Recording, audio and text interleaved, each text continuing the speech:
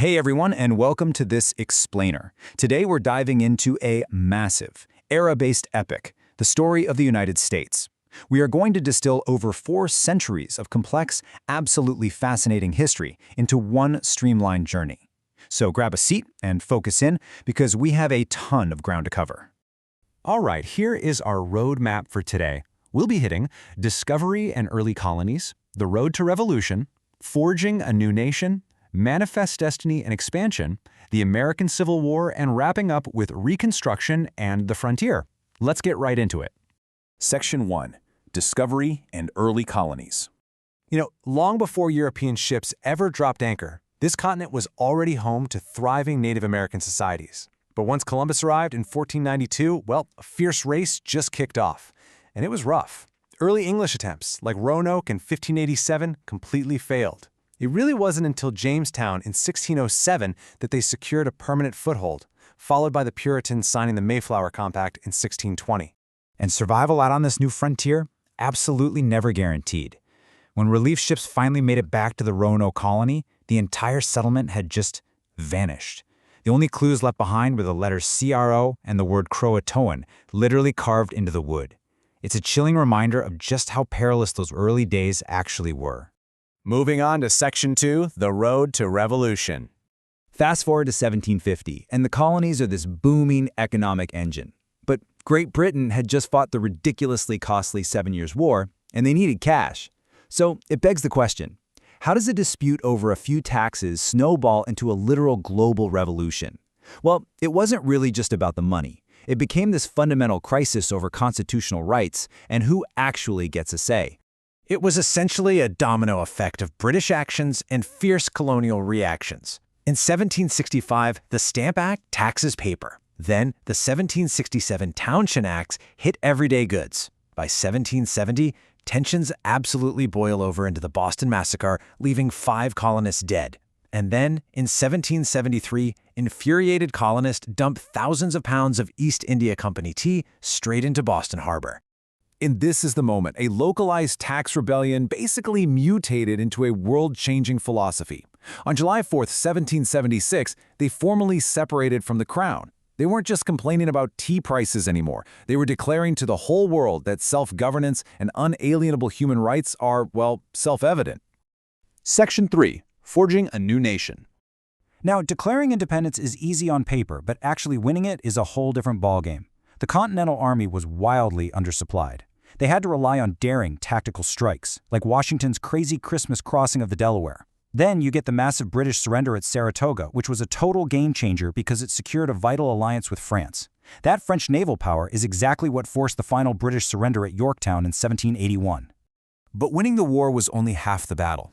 Their first attempt at a government, the Articles of Confederation, totally flopped. So, drafting the Constitution in 1787 sparked our first massive political divide.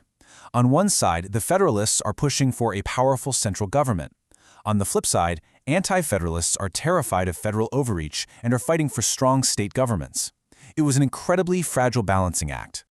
Honestly, when you look at our first 4 presidents, it is kind of a miracle this whole thing didn't collapse. Washington sets the 2-term precedent and puts down the Whiskey Rebellion. Adams has to manage a quasi-war with France. Jefferson slashes budgets but massively expands the map. And Madison? He navigates the chaotic War of 1812, where the British actually captured and burned down Washington, D.C. Yet, against all odds, the young republic held on. Section 4. Manifest Destiny and Expansion. Coming out of the War of 1812, Americans developed this, frankly, ravenous desire to expand westward. The sheer scale of these land grabs is wild. In 1803, the Louisiana Purchase literally doubled the size of the country overnight. By 1845, annexing Texas sparked the Mexican-American War, which resulted in the 1848 Mexican Cession, adding California and the whole Southwest. They were basically redrawing the continent. $550 million. That's how much gold was pulled out of California by the end of the 1850s.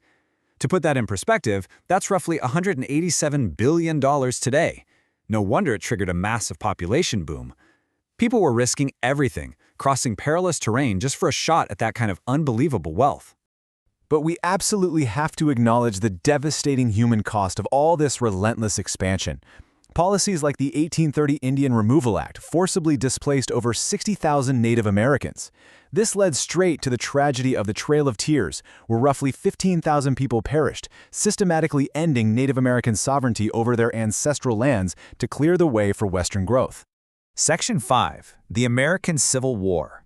So all that rapid expansion out west completely shattered the fragile political balance back in Congress. You essentially had two totally incompatible societies. The North was heavily industrial, wanted to preserve the Union, and pushed for abolition. Meanwhile, the South relied entirely on an agrarian economy and fought for secession to preserve the brutal institution of chattel slavery. A peaceful compromise just wasn't on the table anymore. For decades, the country tried putting band-aids on the issue with failed legislation. You had the Missouri Compromise of 1820, the bloody proxy war of Bleeding Kansas, and John Brown's armed raid. But once Abraham Lincoln won the presidency in 1860, the final thread snapped. Southern states seceded, the Confederacy bombarded Fort Sumter in April 1861, and the match was officially struck. 600,000. That is a jaw-dropping number. After 4 grueling years of total war, from the blood-soaked fields of Gettysburg all the way to Sherman's March to the Sea, 600,000 American lives were lost just to determine whether the Republic would even survive. Section 6. Reconstruction and the Frontier. Following the war and the tragic assassination of President Lincoln, the U.S. entered this era of profound reform. I mean, they literally rewrote the Constitution to protect newly freed black citizens. The 13th Amendment abolishes slavery. The 14th guarantees citizenship and equal protection. And the 15th secures voting rights regardless of race. These were absolutely massive, unprecedented shifts in American law. While the East was trying to rebuild itself, the West was just exploding. In 1869, they complete the Transcontinental Railroad, turning a brutal months-long journey into a single week-long trip. That fueled this chaotic, lawless frontier boom that birthed Wild West legends, like the shootout at the OK Corral. But meanwhile, back east, Reconstruction officially ends in 1877 after a contested election, basically abandoning the South. Which really brings us to a provocative close.